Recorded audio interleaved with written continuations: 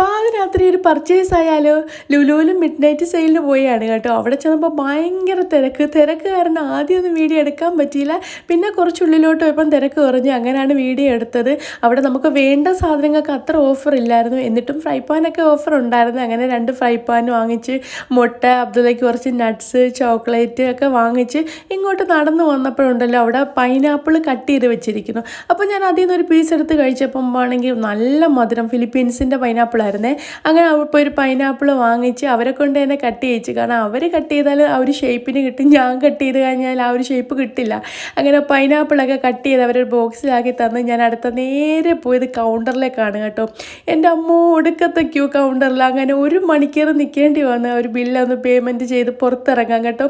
അങ്ങനെ അതെല്ലാം ചെയ്ത് ഞങ്ങൾ പുറത്തിറങ്ങി നേരെ അടുത്ത വീട്ടിലോട്ട് വെച്ച് പിടിച്ചു കേട്ടോ. അപ്പോൾ ഇത്രയേ ഉള്ളൂ. വീഡിയോ ഇഷ്ടമായിട്ടുണ്ടെങ്കിൽ ലൈക്ക് ചെയ്യുക, ഷെയർ ചെയ്യുക. Tata, bye bye.